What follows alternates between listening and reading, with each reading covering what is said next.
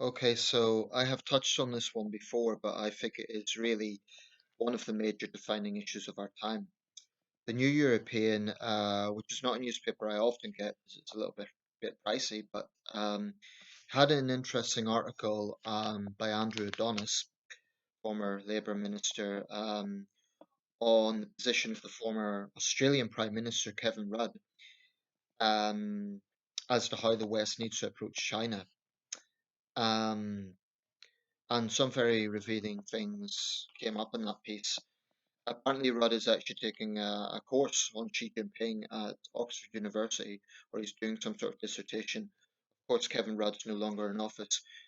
However, he is better placed, I think, than a lot of other Western leaders. Not only can he speak Mandarin Chinese, Putonghua fluently, I think he has a pretty good grasp of Chinese politics, um, and he did as prime minister as well. Um, Based on what Adonis was saying, I would agree with about 60 to 70% of Mr. Rudd's outlook on this. Although I think he was perhaps a little too optimistic about the possibility of getting a balanced approach. I think the pendulum has definitely swung more in the direction of having to take a hard line approach. So basically, Kevin Rudd's position is that his criticism, and this is, very diplomatic criticism, but basically he says that Europe needs to wake up. Not That's not verbatim, that's my words, but his view is that Europe sort of treats China like it could be treated in a softly, softly sort of way, and we could just hope for the best. And I'm afraid that has been the response from Western Europe in recent years. Italy, France, Germany, and especially Britain have all basically taken this notion that China needs to be treated in a very sort of overly cautious way. Now, Rudd doesn't endorse the full-on Trumpian um, approach of bombastically calling out China. It's one of the few areas I'm actually quite more sympathetic to Trump's presidency on. He has been consistently, well, okay, not consistently, but he's been robust when it comes to how the West needs to deal with China.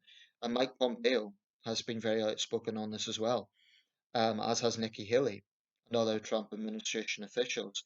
I mean, Trump, I said consistency, I'll take that back because he hasn't been that consistent.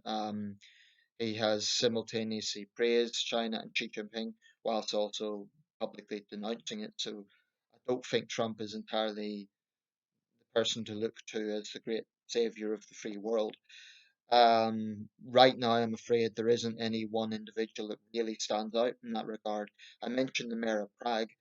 Um, I noticed I had some thumbs down on that video, so whether that was Chinese netizens not happy with what I had to say, or whether it was some citizens of Prague who maybe didn't like my assessment of the mayor.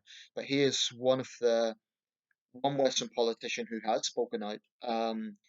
And he is the mayor of capital city of a small country. He has done a lot more than the British Prime Minister has. Um, I really think the British response to China, for the most part, has been pathetic. And as a Briton, I'm ashamed of it. I am very, very frustrated by it.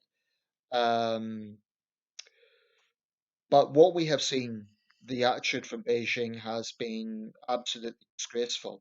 I could talk all day about all my issues with the Chinese government because there's just so many points of contention, not least the latest developments in Hong Kong.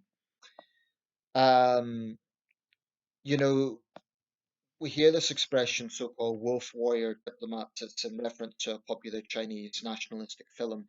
These aren't wolf warrior diplomats. They are thug diplomats who basically think that Chinese foreign policy can be conducted through veiled threats and sometimes not so veiled. An example of Chinese bullying is that for daring to raise the issue of having a public inquiry, the current Australian Prime Minister Scott Morrison, um, you know, called for a public inquiry into this, an inquiry into the origins of COVID 19. So, in retaliation, China banged 80% import tariffs on Australian barley imports. That's how China operates. This is a regime that will absolutely try to destroy anyone who stands up to it. Um, and it is high time we just wake up and recognize what's going on here. What is very clear is that the Cameron Osborne policy of appeasement, and I am using that word, appeasement, was a grave mistake. It was just so misguided. I think what how Rudd described this was that China, contemporary China, is like perestroika without glasnost. Those Soviet words, if you're not familiar, perestroika basically meant opening up of the Soviet economy at the end of the Cold War. Glasnost meant the opening up politically. That's the broad translation from Russian, of which, of course, happened under the Gorbachev era.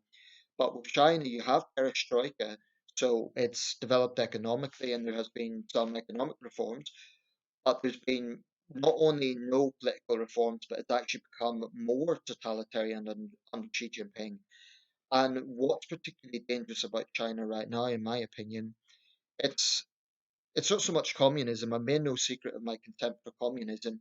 It's a failed ideology that always results in totalitarianism, and we see that from the single party system in China. But what's dangerous about the current China model is Xi Jinping is relying heavily on ultranationalism. I mean, look at the expansionism in the South China Sea, these artificial islands. There's just a whole string of things that we can look at that shows that China is a belligerent player on the world stage. Um, I don't accept this argument that China just has to be assertive because it's countering a powerful United States. I'm not going to say that the United States has been squeaky clean, but how does that explain China's bullying behavior of smaller countries if it's just a feud with the US? Because what Chinese state media will do is they will distort every critical question as being some sort of CIA plot. The CIA is powerful. The CIA doesn't have control over the British or French or Australian governments. Um, and it's not only insulting to put it that way. Remember that interview where the 60 Minutes representative, I quoted this, she went to Shanghai and she spoke to that communist professor who arrogantly laughed when she said that Global Times described Australia as chewing gum on our shoes. So, in the past, the position that China had always taken was being defensive and prickly when it came to outside questions. And they always had the approach of saying, oh, well, it's our internal affairs. But now they're being openly, almost taking a page from the Russian playbook of openly insulting adversaries. That wouldn't necessarily have happened under the Hu Jintao era. I mean, there would have been the nationalism and the certainly the beginnings of what we see now, but it's really become obvious under the Xi Jinping era. Um, I wouldn't call myself a China expert, but it is, I've been a China watcher for well over 10 years, and you just see a long trajectory of one thing after another that just shows we cannot trust this regime. We just can't. And I think the problem is in liberal democracies, there's this idea that if we take a more hardline approach, that's somehow responding to Chinese nationalism with our own nationalism. I don't think that's the case. And I don't think that taking a more assertive and hardline and blunt approach equates to being the protagonists. It's China that is the protagonist of this. One could argue they're pushing us into this situation. We have no choice because the only other choice is to continue going down the path that we've been going down, which is one of just accepting the situation. I mean, the security services have been warning Johnson about the risk from Huawei. I find it staggering that he agreed to that. I mean, the government could say, oh, it's a halfway house, they didn't agree to the core elements. It's not the point. They give Huawei these assurances that we would then sign up to it. So obviously, if we pull out of it now completely, there'll be Chinese retaliation. But here's my point.